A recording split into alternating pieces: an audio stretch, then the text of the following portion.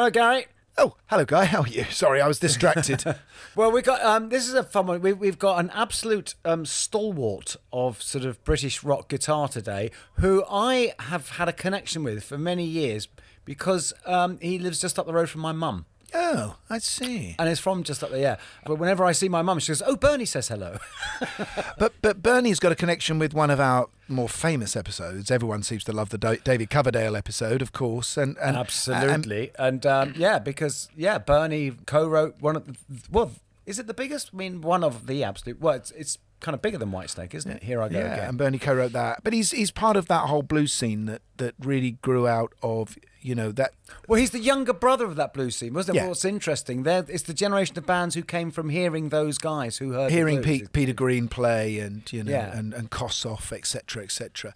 But he is definitely a legend in his own right, and he has this wonderful guitar that he's going to tell us about called The Beast. I've got a feeling we're going to be hearing that again. All right, let's get him on. Welcome to the Rockonteurs. Okay, guys, I'm ready. This was great, guys. It's so great to talk to two guys that have done this. Well, it's a big tune for sure. I actually wrote that originally for Tina Turner. Of course, I had gone and found Joni Mitchell down in Florida and brought her back. What people forget about Bowie is that he was such a kind man. Remember me? I'm in a band now. It's called Roxy Music. You know this thing about the 10,000 hours of experience? Oh, yeah. Get good at something. When we recorded Arnold Lane, we'd done about 50 hours. The Rockonteurs podcast with Gary Kemp and Guy Pratt. Hello, mate. Hi, Bernie. Look at those smiles. Hello, boys. All right. How are you? Nice bit of marketing there with the books behind you. Yeah. Oh, I thought you'd never noticed. This. Oh, how are you? Very well. How are you doing, Bernie? I'm good, mate. I'm good, yeah. My mum said to say hello. Well, I drove past there yesterday, so I think that's ironic because I should be talking to you tomorrow. That was good. How do you know his mum? Because Bernie's a Buckingham boy, and my mum has lived around, half lived there for about nearly 40 years now. Oh, I thought it was like you met at some party with Marianne Faithfull. Yeah, yeah, exactly. Yeah, they met at the Bag of Nails in 1969. I think the Bag of Nails. Yeah, I think we met. It was a party. It was somebody's party in a house, and that's when I first heard about your partner there. Oh, my son's a musician. Yeah. What have you been doing during the whole lockdown? Not as busy as you making albums. Oh, yeah, right. We're not allowed to talk about that on this programme. Oh, okay. That's my other me. She'll be furious. I've been. It's all right. I'm on it. It's fine. I've been recording. I've done. The year before I recorded just before we ran into each other at Abbey Road. I'd been in the studio recording a load of old chess master songs. Sonny Boy. Oh, fantastic! Yeah. That kind of thing. And it went so well with the guys I brought in that I went back a couple of days later and we did a whole load of Freddie King, Albert King and B.B. King tunes. All the stuff I grew up with, guitar-wise and stuff. And they turned out really good. And all last year, it gave me a chance to finish them off. I was intending to possibly use guest vocalists and stuff, but we won't even go there on the vocalist thing as... working with can prove to be difficult sometimes. No, I'm not saying that. You are. And we get it. Yes, I think we do get it. And I just wanted to get the guitar thing done and, sort out the songs, and especially the Freddie King stuff, which is just a joy to play, Yeah. They're all great to play, but Freddie has such, fun in his playing and stuff like that. And I saw him, I think, 3 or 4 times when I was a kid, and I saw BB a few times. But Freddie was that magical thing of seeing somebody, aged, I'll be about 18, 19, and going to see this proper American blues man. And there he was, all 6 feet of him up on the stage looking like an absolute giant, How close to you would they get? Would that be Aylesbury or? Aylesbury was a gig, but the biggest gig around here in those days, guy was Dunstable, the California Ballroom. Oh. Yeah, I saw everybody there really. Fleetwood Mac, the lot really. There seems like this sort of window of time when certain British guys went along to see American black guys playing blues, and it changed their life, didn't it? I mean, you're a bit young for that lot, but you're still, I mean, actually, we should say happy birthday. You're going to be 70 this week, aren't you? This week. Yeah. Oh. Yes. But yeah, you're right. You baked you a cake. I don't know. My wife is an excellent cake maker. She's Mrs. Village Cake Maker, so I don't think I'll be short of a birthday cake. Anyway, but you're right. I was a bit younger than the other guys. But who are we talking about? We're talking about Eric and we're talking about Peter Green and Eric Clapton. Eric, he was the one who would say, "Well, what I'm planning is I'm trying to do my BB King thing." And I say, "Oh, BB King, I must check him out. I wonder who he is." That, and believe me, and go back a bit. Being in Buckingham when you're 17 or 18 was not easy. So I would go to Dobell's up in Charing Cross Road and stuff and find these things. And through that, I went backwards, really, because I got a chance to find the Robert Johnsons and the Big Joe Williams. And so I went further back to find out that from BB King who influenced him. And once I got the bug for the blues thing, that was it, really. And that's stayed with me ever since. But that seems the thing, doesn't it? Because it was, it's hard for people to believe. It's just how dedicated you had to be. How hard it was to you'd hear. I mean, I remember hearing about like James Brown live at the Apollo or something. I've got to hear that, and it was probably a year between me hearing about it and actually getting to hear it. It was impossible. And that's why I can fully concur with then hearing the Beatles. When I was 12, 13, but when they say, well, we had the records because of the ships coming in from America. And I can understand that completely, that those guys from that era did have a head start on everybody else because they would have got to hear those records firsthand. But you had the air bases. You had all those American air bases. Yeah, I cut my teeth at Upper Hayford. Yeah. You'll know around here. Yeah. Croughton and Upper Hayford. And that was very influential because you could buy the records on the base or you could have access to them. Yeah. Is that where you go on before the puppet show? No.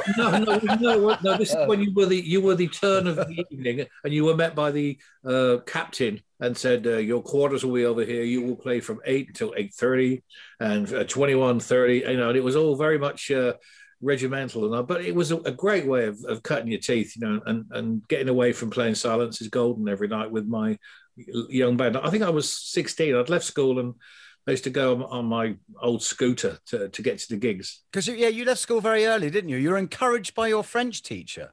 Encouraged, yes. That's I sense a romantic yearning there. Well, there was. I mean, retrospect for it. I mean, when I think about it now, what she was she was a muse, really. I mean, she was into Dylan, and she said to me, she saw me playing in a pub one night in Buckingham, and I went to school on the Monday, and she said, "I saw you playing last night." And I thought she was going to give me a rollicking. And she said, "You're absolutely wonderful." I mean, I wasn't, but in the context, I was doing stuff. And she was only, even though she was the teacher, she was only a little, not that much, 5 years older, but she was still younger than the guys I was playing with in that band. And I kept saying, "Can we do this thing by this guy, Jimi Hendrix? And can we do that?" And they say, no, we've got to do Dave Clark 5 stuff. And so she sort of pulled me out and said, "You play really well. What are you into?" And I said, "Oh, I like Eric Clapton because I had a Yardbirds album." And then it was her who basically said, "Well, he's a blues man. And have you heard of Bob Dylan?" And I said, "Not really.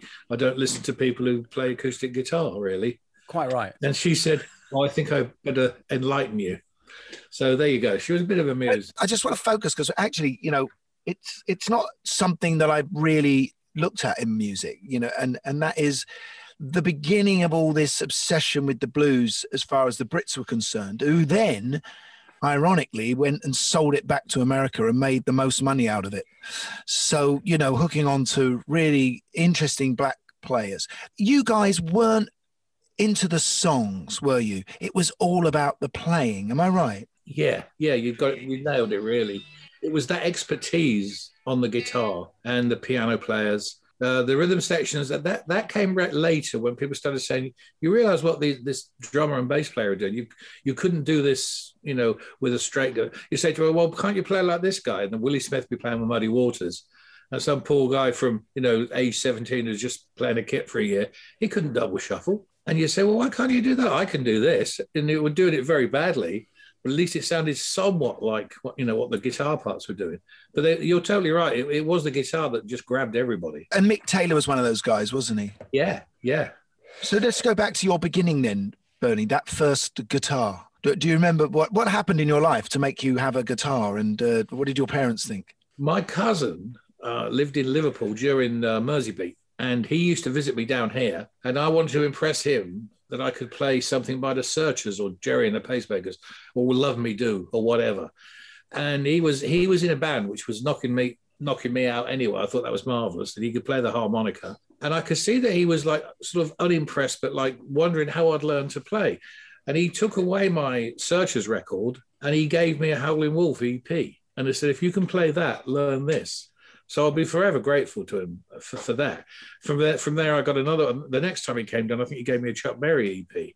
There were always EPs, and then I graduated to buying those blues albums on Chess, Pie R&B and stuff. It's funny because you think of EPs as a real pop thing. Yeah, and yet. Yeah, I mean, and nice little laminated sleeves, stuff like that. I'm a big vinyl addict anyway, as you know, but vinyl and guitars, that gets me by, really. But it's funny because EPs, sorry, not to go off subject a bit, but EPs have actually now become a thing again because they're not EP, because now no one actually releases anything. Like because my son's in a band and he puts out EPs because it's like, you might as well, because there's no length. I mean, you can put out a sort of, 20 album set or one song. So they're called EPs again. It's really funny. They're back. Funny extended plays. Yes. Yeah, 4 tracks. Was it 2 tracks aside? They used to be. That was good value because you couldn't really afford the albums. But who bought you the guitar? Were your parents? Where'd you get this? My cousin had a guitar, and I played it one afternoon, and I just liked the feel of it. Something felt right. You'll know what I'm saying. Mm-hmm. You put your hands around this thing, and you thought, oh, I can't do anything with it, but it feels great. I really like the coordination thing. Was there a mirror involved? No. I think I've gone through the tennis racket stage as well. Yeah. Doing my shadows walk after school and stuff like that, and failing miserably. And I think I played the theme tune, or tried to Z-Cars or Coronation Street, and both of my parents' eyes widened up and went, oh. And the moment they said, oh, you're good. And I went, can I have an electric guitar? So that's when my dear old dad, bless him, stepped in, and I put together my pocket money and my paper round money and stuff. And he put the rest in. And I got my first Hofner from Selma's in Charing Cross Road. Yeah. What was it? A Hofner what? Hofner Colorama. And it was that's a proper guitar, isn't it? It was a proper guitar because a Fender or a Gibson was just out of everybody's range. Yeah. Wings did Crossroads. Yes. Did they? Yes. You actually almost played in Wings. Yeah, you're almost in. Yes, that would have been a real sliding doors moment. I know. No, we can put this one, clear this one up. It's all in the book, as you know. What book, Bernie? You're not here to promote. Sorry, the one that you might have mentioned at the beginning. I was in Pace Ashton Lord working with the great John Lord and Ian Pace. Oh yes. And the madman that was Tony Ashton, and that was really something. They're one of the best musical things I've ever done in my career. I know we're jumping forward a bit, but it was very collectible album, wasn't it? Madison Monday. It was a really good record. I mean, and very collectible. We had a 4-piece horn section, 2 girl singers. Was led by Howie Casey. Right. Howie was Paul McCartney's man in Wings, and during that period, Jimmy McCulloch, who was a mate of mine, great player. Yeah, absolutely, and the most fiery, tiniest Scotsman. I saw him in the Speakeasy. Now I'm showing my age now, and he put his hands on. He leant up to put his hands on my shoulders, and he said, "I hear you're up for the gig with McCartney." And I said, "Well, maybe," because Howie put me up for it because Paul didn't want to go through a load of hundreds of auditions again. So Howie said, "I think we might have the guy," So I went to the office and I met his manager, Paul's manager, and it was really good. I thought I got all excited about it. And a week went by, and then another week went by. Give us a call. Paul's away, he's in America. Give us a call. Another week went by. And I thought, and by this time, Pace Ashton Lord and my income had stopped. So I'm in London in the mid-70s, with no money coming in at all. Thinking 1 minute I've got this gig with the Deep Purple guys and I might be going to this other guy, but in between I have nothing. And I went to see him once more. And I said, you can tell me if it's not happening, just say so, I can handle it. Oh no, he said he's coming back soon. He does want to get together with you just to have a play to see that it'll work out. Anyway, I went to see Frankie Miller. He said, well, come and see me at the Rainbow, which was great in itself. And I bumped into Coverdale in the foyer. Hello, darling. Marsden, what are you doing? Bernard! What are you doing here? We'd met... Bernard. Yeah, Bernard. Bernard, yeah. No, he never did call me Bernard. No, he didn't. he called me B sometimes, B, and Marsden usually. Darling. I can see Marsden. My dear boy. I know. John Lord was the dear boy fella. Yeah, John was very good. Yeah, and he said, what are you doing? He said, I hear, well, we cut to the chase. He said, I hear you might be going with Macca. And I said, well, that was a few weeks ago and it's not looking. He said, well, I'm here to put a band together and, would you fancy coming down? He said, but I can't, he said, I can't match his offer. And I said, yes, you can, because there is no offer. So I went to... That was your first mistake. I went to the auditions the next day for what was turned out to be Whitesnake. And because he was auditioning drummers and bass players. And because I'd played with Ian Pace for a year and with Cozy Powell, he wanted my opinion on the drummers. So a lot of very dodgy bass players and drummers came through that morning. It was me and Mickey Moody there. And David was there. We started to play and he wasn't there at first. And so we got a very decent couple of guys and we were just jamming. And at the end of this jam, he said, he came over to me and said, I had no idea you played like this. I've heard you on the Powell album where it's all very straight and it's like a Steely Dan kind of controlled guitar playing. He said, but you're a bit of a rocker. And I said, well, I hope so.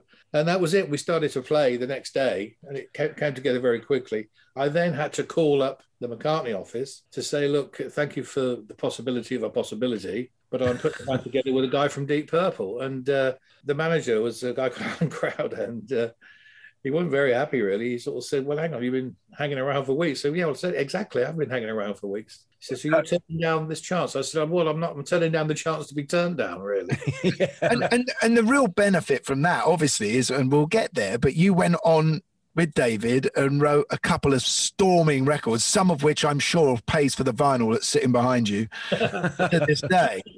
And if you'd gone with Macca, you would just been a guitar player. Good luck telling Paul McCartney you've got a song. But you did blow the deal, though, Bernie. You could have had the use of David's comfy chair every week or something in your contract, I know. I mean, it was just what, I mean, when we, honestly, when Whitesnake began, I mean, he was so keen. I mean, and he still is, really. He still lives and breathes Whitesnake. Oh, God, yeah. You'll know, Guy. You were there. I mean, yeah. And he used to say to me, he'd ring me up. He'd ring me up every day and say, good morning. Any songs coming? And I said, yes, okay. Any songs coming?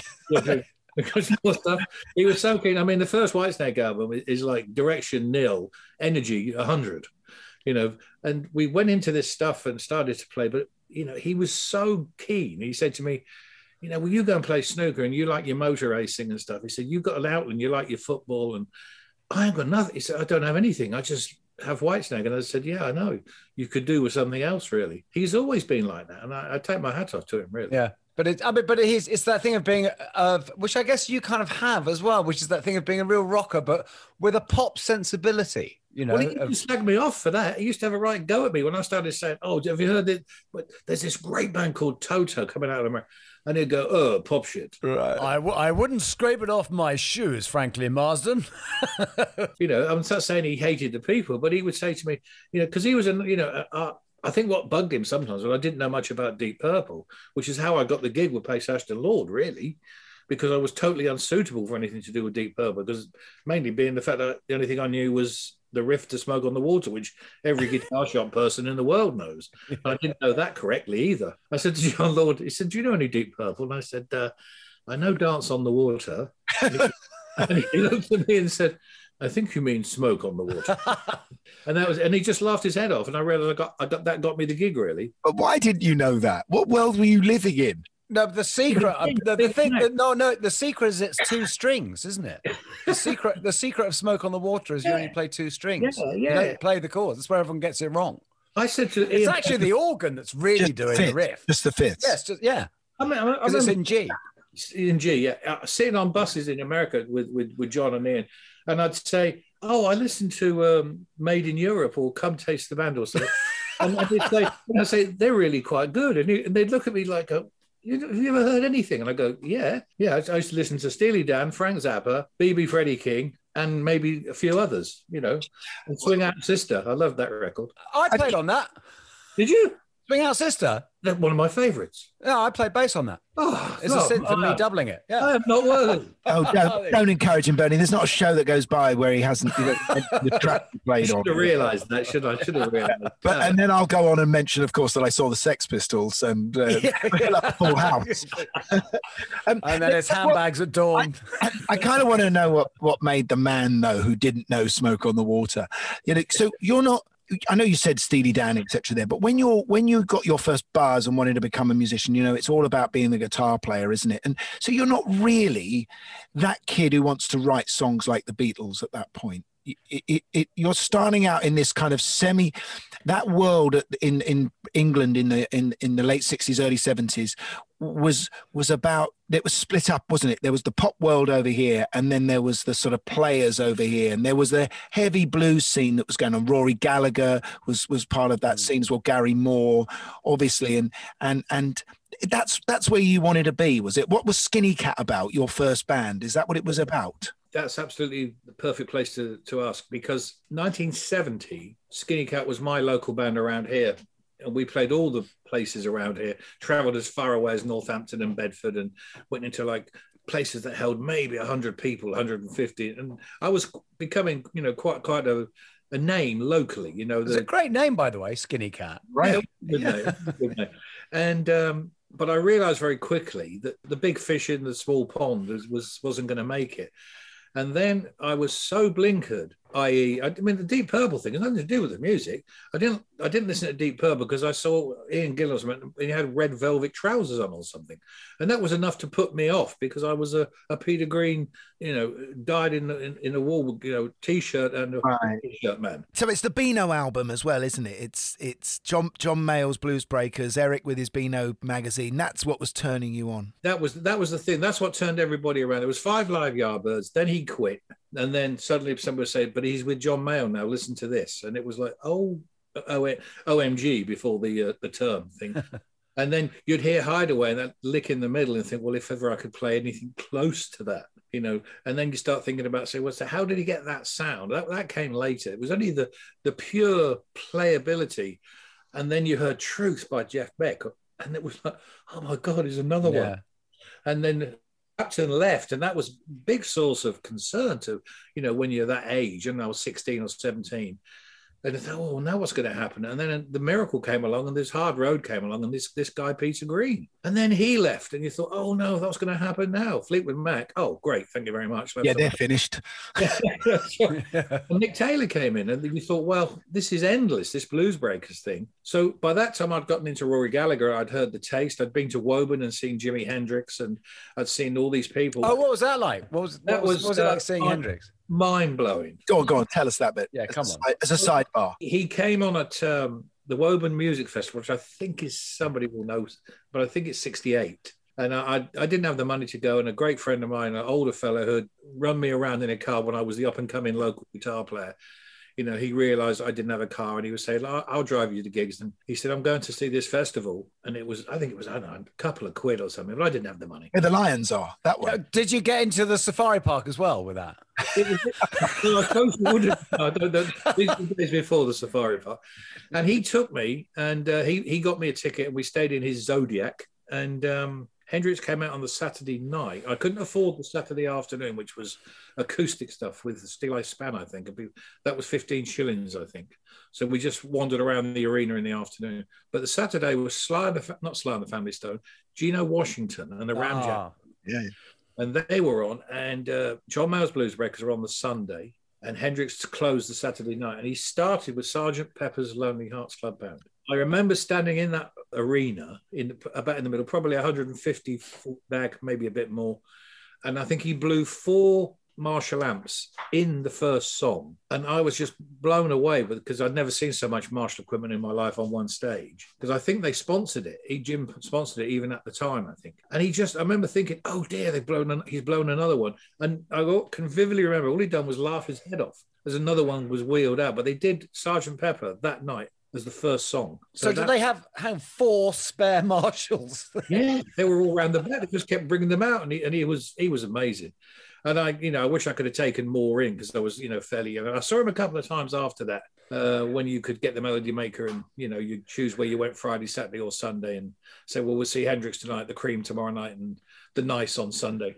And of course, then gigs were cheaper than albums.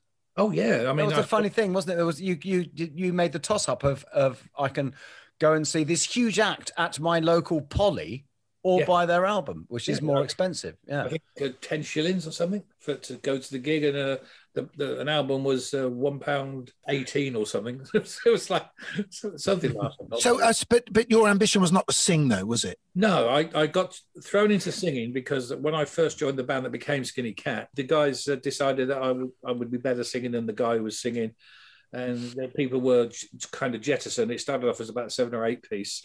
And then turned into a 4-piece and then a 3-piece. And they said, I said, who's going to sing? And they said, you. And I just went, oh, all right. But I wasn't very good. And Mike Vernon, bless him, came to see the band. I sent a demo tape to Blue Horizon because of Fleetwood Mac. And he's one of the few guys that made it. And he came to Wellingborough or Kettering. I can't remember which. And he came to see Skinny Cat. And he wrote me a nice letter afterwards saying, you have real potential, but the band are not really very, very good. And by that time, I kind of knew that I was going to have to make the move myself. And he said, but you have a really strong voice. And I never, ever thought myself as a singer. But I think it was just because the power of that 3-piece with me warbling away, really, making the words up as I went along. The thing with singing is that you obviously don't think you're a great singer, but did you more think, was it more about wanting to concentrate on the guitar? Yeah. Just be a guitarist? Yes, I wanted, and I never wanted to be, especially even through the bands with UFO, I was never interested in the guitar hero thing because it was like almost like that I'm not worthy thing. I cannot be Eric Clapton, this Cream star, or Jimi Hendrix. These guys were so far out there. You just wanted to play good and do as well as you could. And suddenly you're in a band and people start putting your name on a poster and say featuring. And you go, oh, I'm getting a bit of a following. And so that was all right. And then I got into Wild Turkey purely because of my ability to play the guitar good enough to be in that band, which was a Allman Brothers British version of kind of. There was a real thing, wasn't there, during that whole period of the singer and who didn't play and the guitarist next to him, whether it's like Paul Rodgers and Soft. Yeah. That was the scene that you wanted to be part of. It was all about finding a great singer to go with your chops. That was it. And Free, that's a great example because seeing the 4-piece doing that, but they were all so bloody good individually. With Rodgers at the front there, still doing it today. Bless him. The greatest of all for me.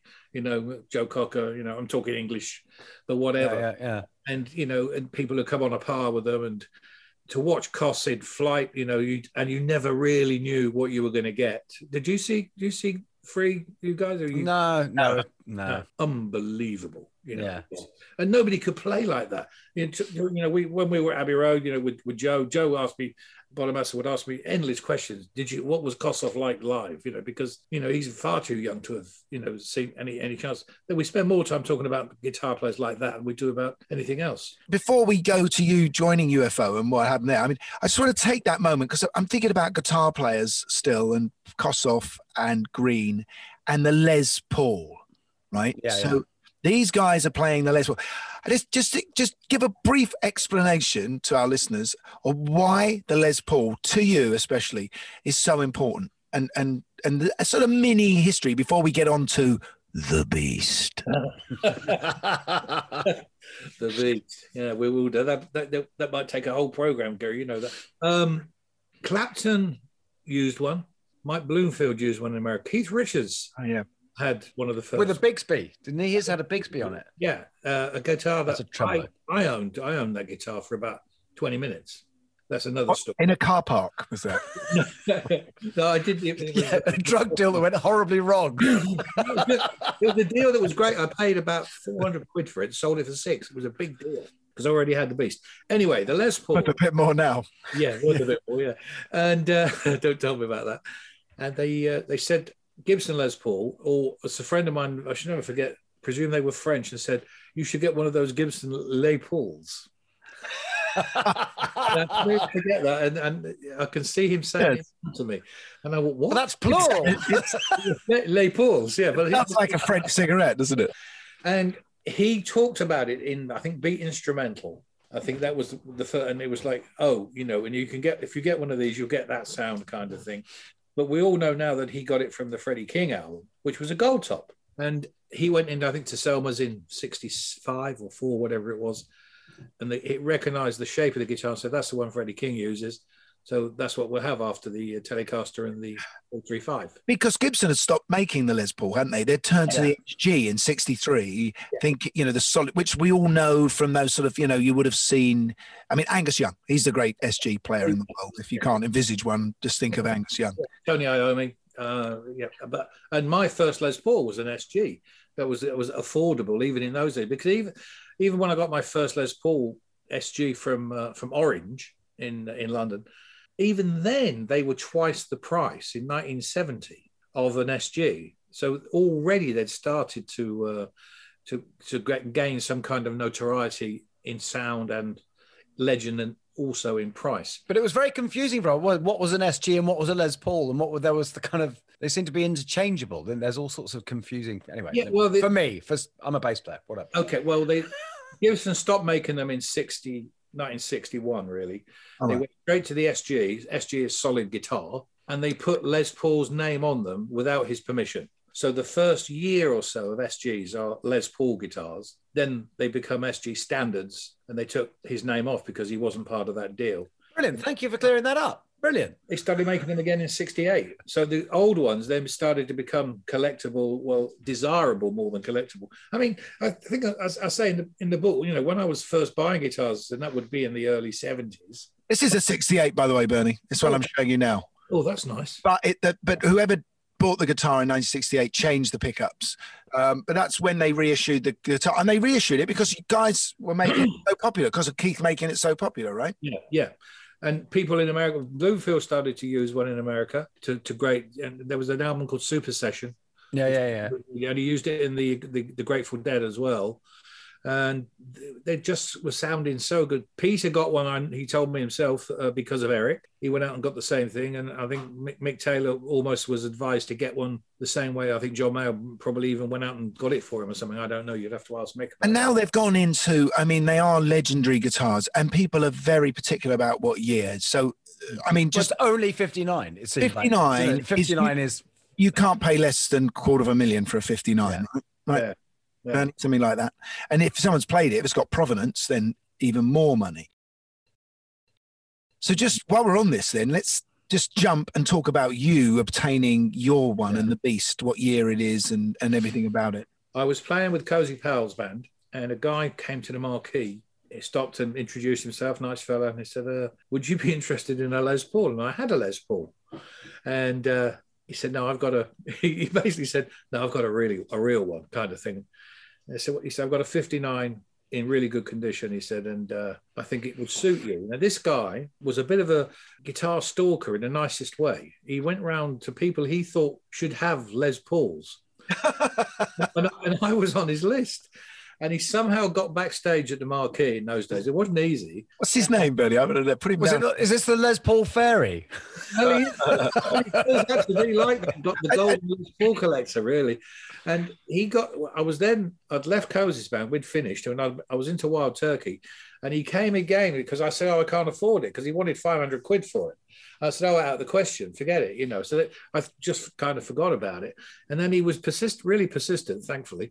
And he came to the marquee. And during the last number and the encore, he was in the dressing room and he said, use this. It's in tune. Carry on.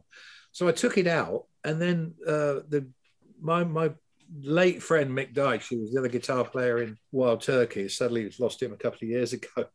I plugged in and started to play this dual guitar thing. And Mick's face was just a look of wonder, and he said, how much have you turned your amp up? And I said, I haven't touched it at all. And the guitar was putting out so much more, not just volume, just sound, than the one I was using. And he said it was incredible.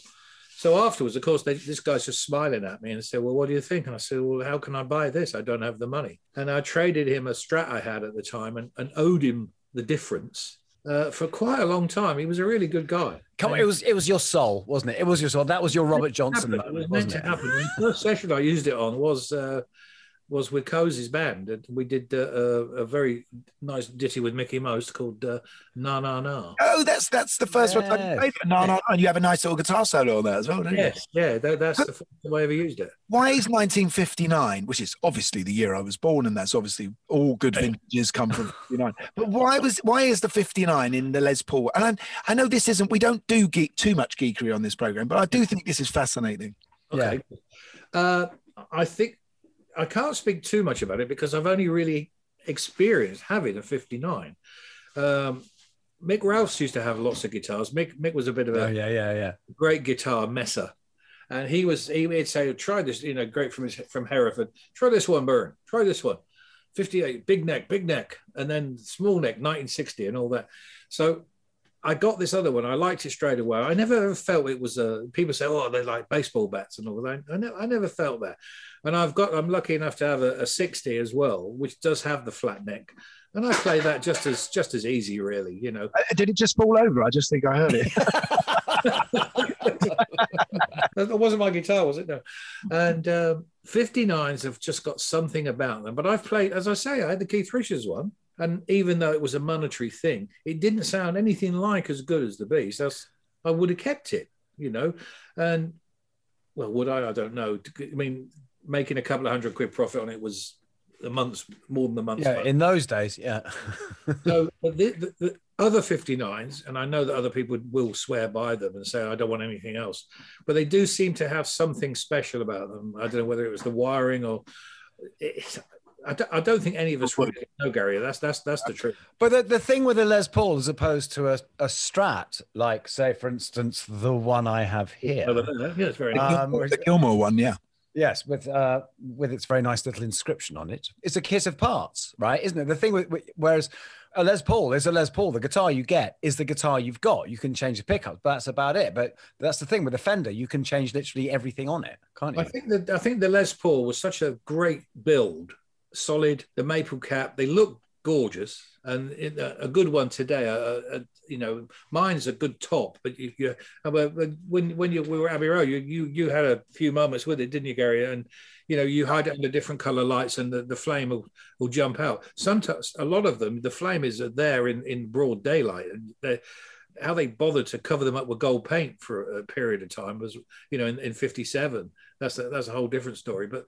There's just something magical about them, and by the time Eric had plugged his into that Marshall, the rest does turn out to be kind of history, really, because everybody tried to do that afterwards. When Gary and I started out, Gary was obviously a couple of years before me, but like when you first got into rock and roll in the early 70s, it was the Les Paul and the Strat. It was like they were the two guitars. It was like they were absolutely neck and neck. It's like, you Les Paul or you Strat.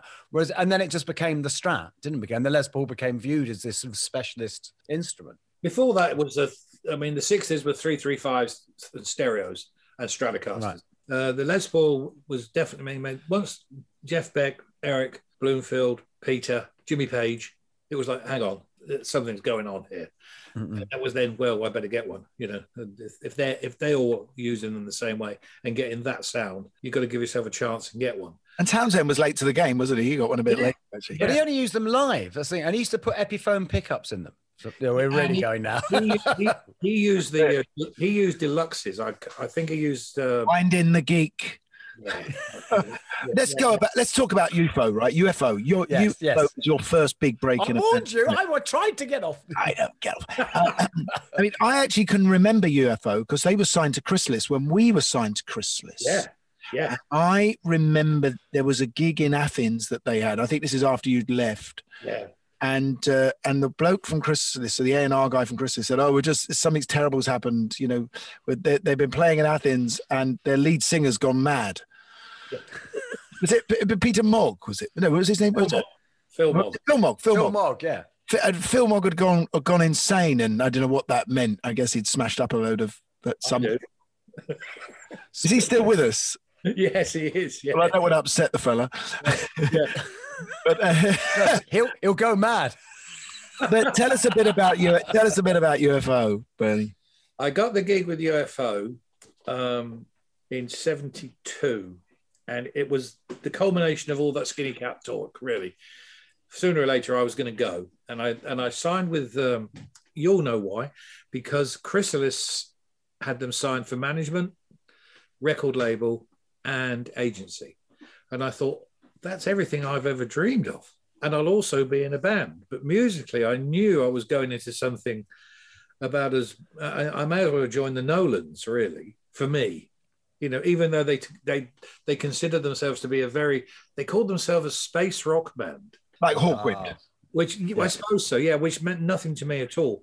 But the gig was being a pro. I thought, well, that was the big thing, was to take that step up and having been famous in North Bucks, I started to become quite famous in Northern Europe. And I thought, well, this is a correct move. You know, this is what I need to do. Only within a few weeks, I realized that I'd made a dreadful mistake because we just didn't get along. And I was of the opinion being a professional musician was like the cover of a Beatles EP. Everybody happy, smiling. No, absolutely. You're joining a gang. That's always been that's where I've always got it wrong as well. And it wasn't like that. And there's 3 Londoners. Not even real Londoners, really. And I was the country boy, and they would call me the farmer boy and stuff like that, which was all I just went over my head. I thought, well, I can play a bit, so I don't mind, you know. And I tried to inject a bit of R&B into the set. We did Move Over by Janis Joplin. Yeah. And I got him to sing that, and it wasn't very good. And I think I got back in the USA into the set and stuff like that. I wrote a few bits and pieces and tried to but the 4 of us just didn't really get along. I got along pretty well with Pete Way. Pete Way, right, yeah. Renowned, legendary character. It was just nuts, you know, and he was a legend. He was already, a legend in your own lunchtime, the old phrase. Well, he already was a superstar, you know, and in his head. And he would say to me, and off it. Yeah, that as well. And I realized that I went from playing locally to 100 people. And the first night, I think we were in Frankfurt, 400 people in a place called the Zoom Club, which was the equivalent of the Marquee. And it was like a different world, you know. And there were no tuners. We're all in now. Yeah. There was no tuners in those. They used to tune to a harmonica. You know, you just a note. And I'd be saying to Pete, can we tune up? Can we tune up? And he'd be going, yeah, Bern, yeah. Should I wear the crushed velvet shirt tonight, or the pink one, or the blue one? And I'd go, oh, well, the blue one's nice. Can we tune up, please? Yeah. Which cowboy boots do you think I should wear? And I realised that the musical side of it wasn't really that important to him. And then we got on stage, and everything was in A, and didn't seem to go much further. And I thought, oh, dear, I can't be doing this for much longer. Anyway, it lasted about 8 months.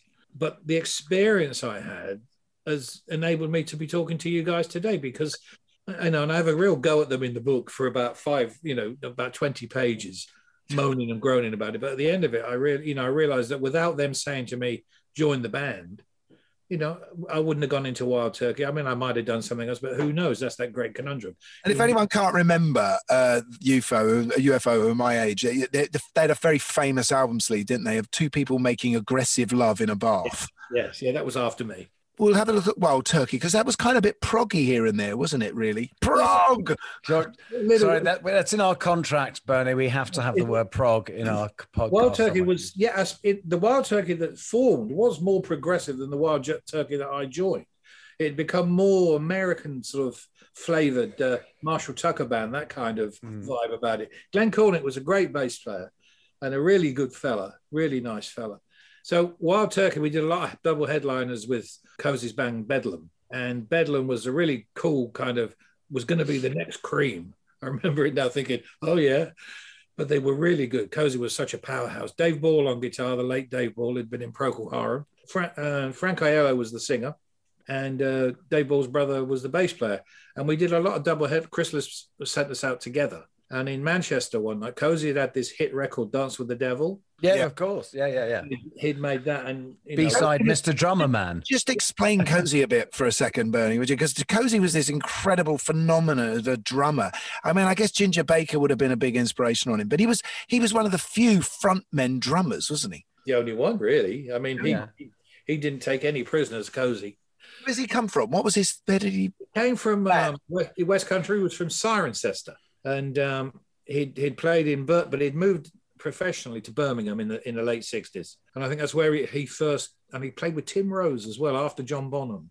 Then he went to London and got the gig with Jeff Beck, mainly because he looked like him, I always used to say. But he wasn't a bad drummer either. Playing with him in a band was my first realization of that you've got to be good to be a top pro. He was so good. And Don Airey was in that band. Clive Shaman was on bass, also from the Beck band, who was absolutely unbelievable player. And Frank was the singer. And I put myself in there and I'm thinking, well, I must be the new Jeff Beck. Not. But, you know, the marquee, we did the marquee. It was a who's who of people came to that gig. Everybody was there. It was fantastic. And I was so nervous, you know, because I'm looking out, there's Brian May, there's Jeff, there's all these people, Roger Taylor, all dotted around the room, you know, because Cozy was well liked. And Dance with the Devil had been a big hit. And he said, I'm putting a band together because Bedlam can't cope with my solo success. So, really? He says, I'm putting a band together. He said, I'd like you to play guitar. It's not something you hear from drummers very often, that, isn't it? Oh, what, Phil Collins? Well, he was the next one, really, wasn't he? Yeah. He had to get out front and sing, though. You didn't want that with Kozo, believe me. But, you know, he was such a good guy. And he then got me into the Mickey Most world, because Mickey then started hiring me to do sessions for him. And that's pop world. That's real pop world. That was really pop. Yeah. And that's how I ended up doing stuff for him. There was, you know, these hot chocolate things and other things. And in a way, that's a great, you're following on from the likes of Jimmy Page there, aren't you? Because did Immediate, did they work down at Rack, the label, where Jimmy was recording a lot? Was that? I think with that would have been, that was before Rack. That would have been IBC. Yeah. Right. Yeah. So Mickey Most is at Rack Studios in St John's Wood, and they're making extraordinary pop records. I mean, it's Susie Quattro and no, this is before Rack Studios, Gary. Mickey used to use Morgan Studios. Morgan, that's it. Yeah, right. Up in Willesden. Yeah, that was before he even had Rack, and then he had a mobile at home, which he used to park on his garden, his front garden, basically up in North London, and that's where I did most of the session. I did quite a few things at Morgan as well, but he would then transfer the 2-inch masters up to the machine in Totteridge, and I would go in and he'd take me up there in his Rolls Royce. I was like, this is a different world, this is. And he would take me in there and say, okay, this one's in G, I think, see what you think. And I'd get all these backing tracks and had no idea what I was playing on until afterwards. They would say, oh, that's so-and-so. And it was only years later when I saw dear Patrick Olive, who was the bass player in Hot Chocolate, and he told me, they said, well, you played on those. And I realised then afterwards what I did. One was Heavens on the Back Street. Oh, wow. Yeah. Did you do No, but I think which is one of the greatest riffs ever. I would remember that, wouldn't I? But I think I'm on that. He thinks I'm on that with doing the wah-wah stuff underneath the rhythm. Oh, okay. You know, because I was into all that, like, you know, funky stuff, and Mickey liked that because I don't think any of the guitar players he was using at the time were doing it. I know I used to sit next to a lot of the usual session guys at the time, and they would get their music out and put it in front of them. And there's a guy called John Cameron, who was a big film arranger. Hang on, John, not the guy who did Les Miserables? Yeah. Well, we worked with him on our musical. He would give me my music and wink at me as he put it, and he would put it on my music stand upside down, knowing full well I couldn't read a note. But I was there to do the thing with the solo, you know. And these guys next to me, and I won't give any names away, but they were quite well known. They would say, "How do you do that? It's not written down." This is a long time ago, boys, right? Yeah. And I'd have my little Fender Champ. Clem Catini? But no, it wasn't quite. No. There were other people, good players. Barry Morgan was usually the drummer. Oh, yeah. And really nice guy, really good guys. I mean, nothing wrong with them, but they were all, you know, set in their ways kind of thing. There's this young whippersnapper comes in from the rock band, you know, hair down. Well, sorry about this. There's lockdown hair, chap. Sorry about that. And it was very enlightening to me because he paid me what I thought was a lot of money, and I liked being around him because he was such an interesting guy. And I learned so much from Mickey Most in the studio on how to make records. He was amazing. But you didn't think you were selling out, do you, to your blues? No, because by then, you see, I just jumping back to UFO, by being like the blues purist on stage and saying, I'm not running around like chickens like you three are. I'm going to be cool and stand next to my Marshall like Eric does, giving it, you know, pureness, thinking, hang on, I'm the one who looks like a twat here. You know, it was just like, well, why are you bothering being in the band? So then I started joining in and I got into it. And it was being on the road with them that I realized that you didn't have to be the greatest guitarist in the world to be successful. But if you were in a really good band, and I thought, well, they'd concentrate on your writing. And Cozy was very big on the writing thing. And I was encouraged to write with Wild Turkey. And it was like, okay, let's do that. Let's be a really good guitar player, but let's be in a really good band. But the most important thing, and you'll know this, is to write songs. And that's what I really settled down for. So I probably did sell out a bit of my so-called early beliefs, but playing blues in E isn't going to give you a very long career all the time. Well, was it Eric Clapton or someone who went to that, because that coming from that blues world, when it was someone went to John Mayall and said, because everything was a 12-bar, he said, I really want to write songs. And John Mayall said, well, just find a song you like and change the words. Yeah. Instead of walking the dog. Freddie King did a thing. They got him to do a thing called, it was a complete lift of an Otis Redding tune, and it was called Sitting in a Boat Dock, and it was Dock of the Bay. It's unbelievable stuff. What was your inspiration as a writer then? Where was your wellspring of creativity coming from? Reeling in the Years. Every day on the American services, this record would come on at some point, and you could never really understand what it was. You know, bringing in the sheaves or whatever, you couldn't quite work out what it was. But you just heard this fantastic song. And now we'd be going on and on about it. And they hated it, which made me like it even more. And then I had to try and find it. And that's when I found the first Steely Dan album. And I thought, if I could write anything, you know, with these kind of... I also like Crosby, Stills and Nash. Well, wow. I liked a lot of their writing. We can go into your Pace, Ashton, Lord area now, but I'm really interested in David and you meeting. Well, basically, you're going to step into the Deep Purple world, aren't you now? Cozy Powell, you know what he said to me? Go on. Welcome to the bottomless pit. And I went, what? And he said, you'll find out. And it was that, look, he recommended me for the job, you see. And I think I say in the book, I was more scared of going back to him to say I didn't get the gig than I was of not getting the gig, because I was...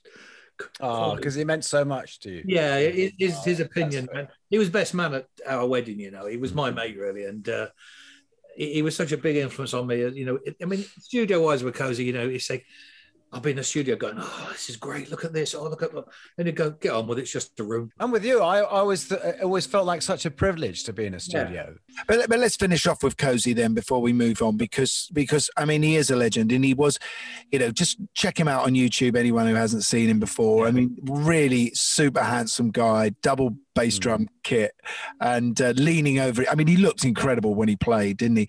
And he lived fast and died fast, didn't he? He's a Ferrari man. He was a racing driver, but he was a bloody good bloke, you know. And people misunderstood him because he was, you know, he could be tough on you. He was very accurate with the drumstick.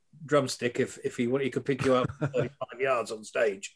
And if you didn't like something, he'd tell you. But he'd give you a right rollicking in a rehearsal room or something or whatever. And then afterwards, it's like, okay, we got the football. And that would, you know, just don't mess up again. He was like that, you know. Talking of which, you have a connection with one of Guy's best friends. Did you play football with David Gilmour? Yes. Did you know about that guy? No, I didn't know about that. Tell us about I know people playing cricket. The Hammer Small Faces Pink Pie football team. Is that the team that's on the photo on the cover of A Nice Pair? Because I've seen, you know, there's the Pink Floyd football team. But I'm not aware of. This was proper Showbiz League football Sunday mornings, and Greg Ridley used to play. Bless him, who were one of my heroes. David used to come to play. Very good player, very good footballer. Really? Yeah, Cozy, Frank, Don Airy, Clive, myself, Hamish Stewart, Alan. Oh wow! White Band. Average White Band. Yeah. I've played with Hamish. We had a pretty. Apologies to anybody I've forgotten, but we had a pretty good team. And it was you would play. We were one of the few musicians teams who would play the record company guys or publishing guys, and they like to get stuck in, thinking we'd be a load of nannies. but it was not, and people did like to get their foot in, and it got quite hairy sometimes. It was good. I was funny to say, because I've got a very different. The only type of sporting thing I've ever engaged in with David is we had played cricket against EMI in Sydney in 1987. In fact, the England team was staying there. We nearly had both of them on our team. Right. But what was very funny was every time David was batting, of course, he thought he was the greatest cricketer in the world because who from EMI is going to catch him? Brilliant. He wasn't one of the regulars because I think he was always doing something, but we'd all drive out to some marsh somewhere and play, and he always showed up and was always one of the boys that got stuck in. I always admired him. Why shouldn't he be? He was just one of the rest of us, really. He was just to be the guitar player from the Pink Floyd. Very much has that. He very much has that. Bernie, let's talk about your time with Whitesnake and writing what is. Our time is marching on. We've been keeping you a long time, so we've barely scratched the surface. So come on, you're in with. We spoke about you joining with the great legendary, who we love, by the way. No matter what we say on this program, how we snigger about his voice, we adore David Coverdale, right? So, but you join up with him, and you end up writing on that first album, don't you? One of the biggest songs of all time. We wrote the first song we wrote together was a song called "Come On," which was on an EP, and then we did "Walking in the Shadow of the Blues," "Fool for Your Loving," and then the last album I did, "Fuel for Your Oven," as David used to say. Was that Joe? Yeah. Then the band was more or less falling apart. Really, we didn't know that at the beginning on an album called "Saints and Sinners," but I'd written "Here I Go Again." Now, when you say you'd written it, had you come up with the sort of vocal idea, any of the lyrics, or I'd done a demo of it at up the road from the old house I lived in, which is only between me and where your mum lives, and I'd done a demo of it there with some words, with the bridges, and from them kind of into the major to make it positive. Here I go again on my own, and I played it to him at Clearwell Castle when we were down there doing Saints and Sinners.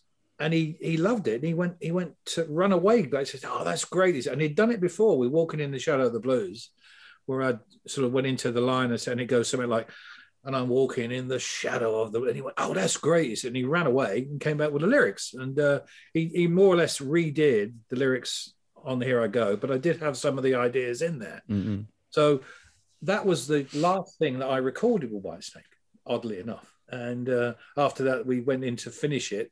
Ended up with just him and I at Britannia Row, which you all know well. Mm-hmm.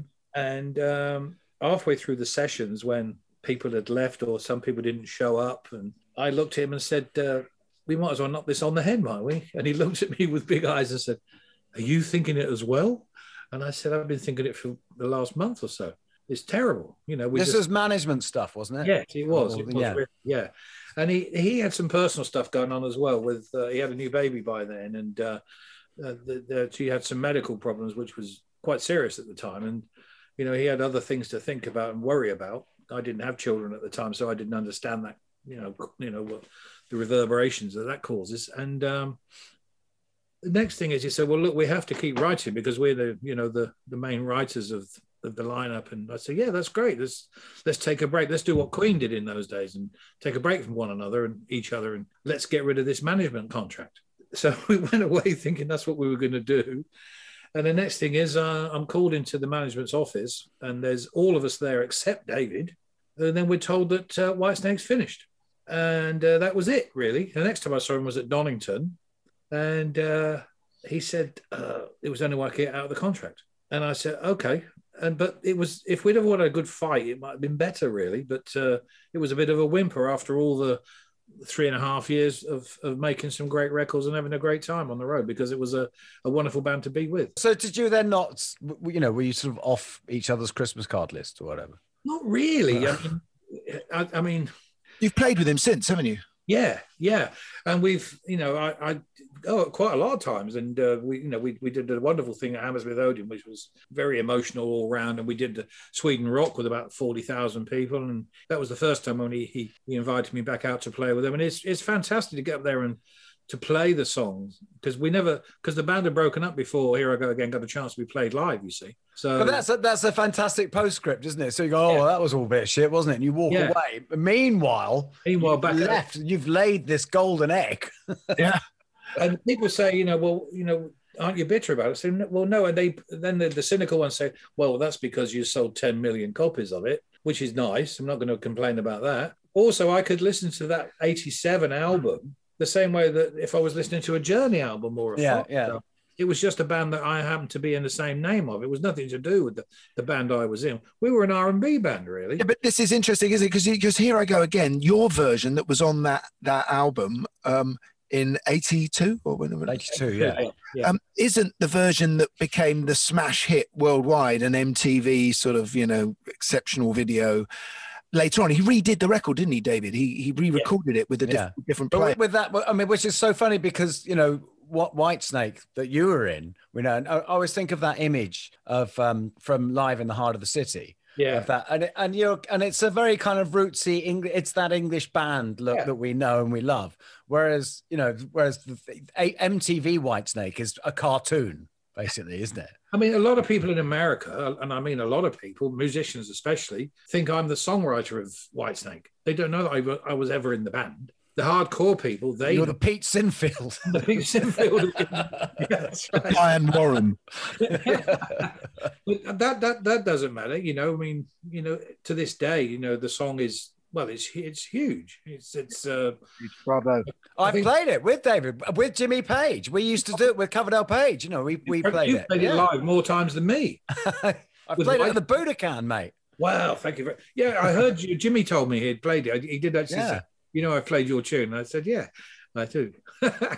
So, Bernie, when we bumped into you, was a couple of years ago now, down at Abbey Road. We were working on the Nick Mason record, and you were in there with Joe Bonamassa. So you've been working with Joe, right? Yeah, Joe and I have known each other about 10 years, a bit more now, and we're pretty close. And he called me up end of 2019. And he said, I want to come over. I'm coming over. Well, I involved him in a session, turned out to be a legendary session now, with Ginger Baker in Studio 2. And we did Cream Revisited, sort of acoustically, which is a bit of a stretch. A stretch, but it works. It does work. It does work, believe me.